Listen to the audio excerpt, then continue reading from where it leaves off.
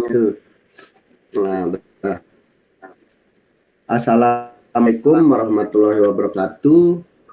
Kami dari Universitas Bumi Gora, Fakultas Teknik, Prodi Ilmu Komputer, dengan mata kuliah Komputasi Paralel dan Terdistribusi.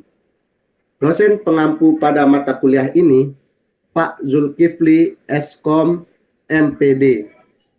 Perkenalkan, saya Ziko Maulana Febrian dan teman saya Saya Ariska Putri Andayani. Perkenalkan, saya Nanti Adi Rizky. Perkenalkan, saya Sally Rizky Gumara. di sini. Saya sebagai moderator. Dan langsung saja, kami dari kelompok 4 di sini kami akan mempresentasikan materi yang berjudul Tren Terbaru dalam Kerangka Kerja MapReduce Pembelajaran Berbasis Proyek.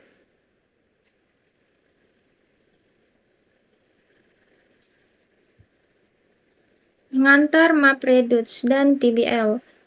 Apa sih itu MapReduce? MapReduce itu adalah kerangka kerja komputasi paralel Google untuk pengolahan data besar dengan fungsi map yang memetakan data dan reduce yang menggabungkan nilai. Dan apa itu PBL?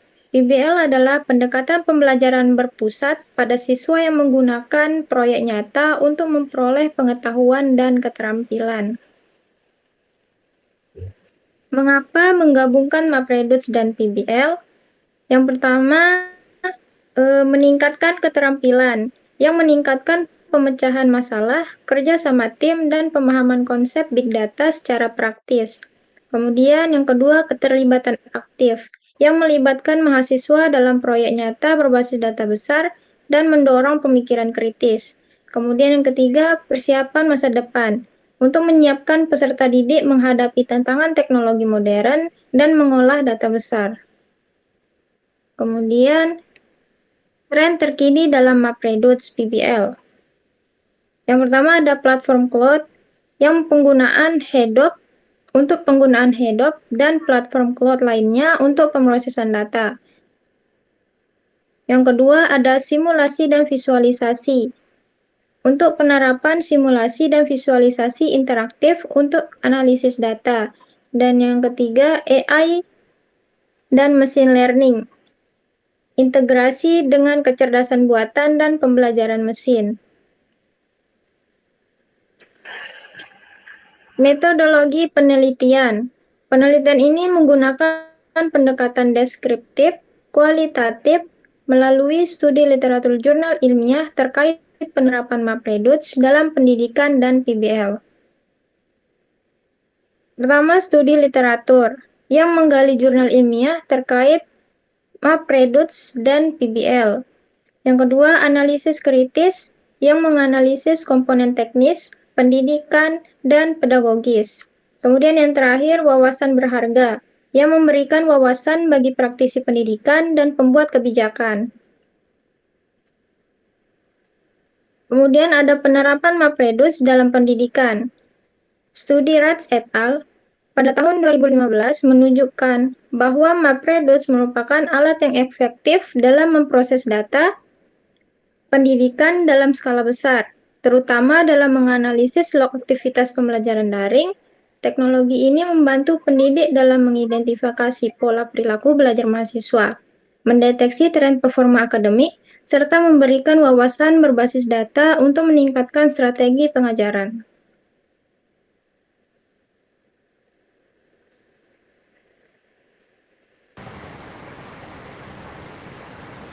Integrasi MapReduce dan Deep Learning. Yang pertama itu pelatihan model AI. MapReduce digunakan untuk melatih model AI pada data berskala besar, seperti data sensor dan gambar medis. Yang kedua, proyeksi kolaboratif. Sesuai untuk tugas akhir atau proyek kolaboratif mahasiswa yang menetapkan teknologi mutakhir.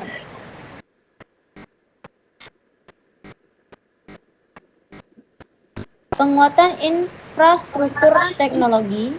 Ekosistem Hadoop dan Spark memainkan peran penting dalam memperkuat infrastruktur teknologi untuk pembelajaran berbasis proyek atau PBL. Kedua platform ini menyediakan lingkungan pemrosesan data besar yang mendukung komputasi paralel dan real-time, yang sangat dibutuhkan dalam proyek-proyek pendidikan modern.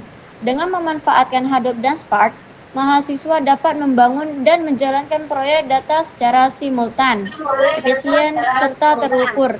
Bahkan ketika volume data sangat besar, infrastruktur ini sangat tepat untuk mendukung pengembangan keterampilan praktis di bidang ilmu data, analisis data besar, serta pemrograman yang menjadi kompetensi inti di era digital saat ini. Tantangan geodistribusi dan konektivitas jaringan. Yang pertama, isu utama adalah keterbatasan bandwidth, latensi jaringan, dan penyebaran data geografis menjadi tantangan. Yang kedua, desain arsitektur. Keberhasilan bergantung pada desain arsitektur yang mampu mengelola kompleksitas data geodistribusi. Yang ketiga, solusi. Pemrosesan lokal dan manajemen node cerdas mengurangi beban jaringan dan meningkatkan efisiensi.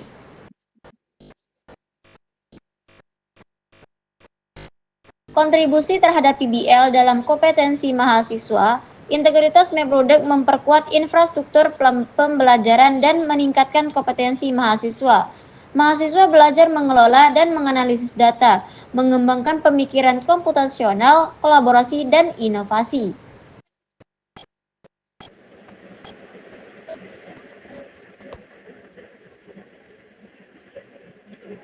Baik, selanjutnya ada dampak mahasiswa. Integrasi MapReduce dalam PBL memberikan pengalaman langsung kepada mahasiswa dalam mengelola data besar melalui proyek nyata. Mereka tidak hanya memahami teori, tetapi juga mengasah keterampilan praktis seperti berpikir kritis, problem solving, dan analisis data. Selain itu, keterampilan lunak seperti komunikasi, kerja sama tim, dan manajemen waktu juga meningkat signifikan.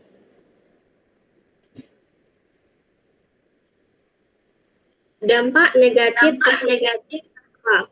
Meskipun memberikan banyak manfaat, penerapan MapReduce dalam pembelajaran berbasis proyek juga menghadapi sejumlah tantangan. Yang pertama, ketergantungan pada infrastruktur jaringan memadai, terutama untuk proyek lintas lokasi. Yang kedua, kesulitan teknis bagi mahasiswa dan dosen yang belum familiar dengan teknologi big data. Yang ketiga, tidak fleksibel untuk proyek berbasis iterasi kompleks seperti deep learning. Yang keempat, kebutuhan perangkat keras dan platform cloud yang bisa jadi tidak tersedia di semua institusi. Rekomendasi implementasi. Untuk mengoptimalkan integrasi MapReduce dalam pembelajaran berbasis proyek, diperlukan beberapa langkah penting. Yang pertama, pelatihan bagi dosen dan mahasiswa memahami penggunaan MapReduce secara praktis. Yang kedua, pengembangan kurikulum yang mendukung penerapan proyek berbasis data besar secara bertahap. Yang ketiga, kolaborasi dengan industri untuk menghadirkan proyek nyata yang relevan dan aplikatif.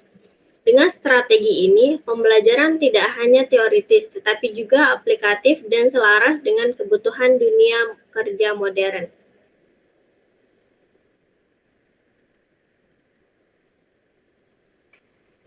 Kelebihan dan kekurangan MapReduce dalam PBL. Kelebihan yang pertama yaitu memproses data besar secara paralel dan efisien. Yang kedua, cocok untuk proyek kolaboratif dalam PBL. Yang ketiga, membiasakan mahasiswa dengan teknologi industri seperti Hadoop dan Spark. Dan yang keempat, dapat diterapkan lintas bidang berbasis data. Adapun kekurangannya yaitu satu, membutuhkan infrastruktur dan jaringan yang memadai.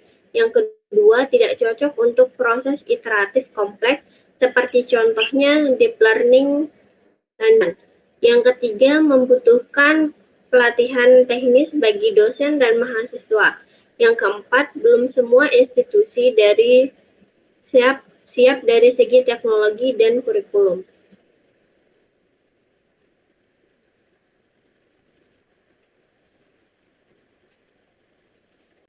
Jadi kesimpulan kesimpulannya, penerapan MAPREDUS dalam PBL menjanjikan pengembangan pendidikan tinggi berbasis teknologi. Namun, tantangan seperti keterbatasan interaksi dan infrastruktur jaringan perlu diatasi. Kelebihan dan tantangan yang telah dijelaskan menjadi dasar dalam menyusun strategi implementasi yang lebih matang.